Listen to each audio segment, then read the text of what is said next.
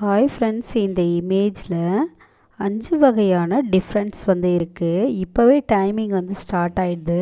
இந்த video 60 second 60 நொடிகள். இது நீங்கள் 5 வித்தியாசம் இல்லாமல் அட்லீஸ்ட் 3 வித்தியாசம் கண்டுபிடிச்சிருந்தா கூட கமெண்டில் சொல்லுங்கள். இந்த வீடியோவோட எண்டிங்கில் இந்த 5 வித்தியாசமும் கொடுத்துருக்கேன். ஆனால் அந்த 5 வித்தியாசம் கூட ஒரே ஒரு நொடி தான் வரும்.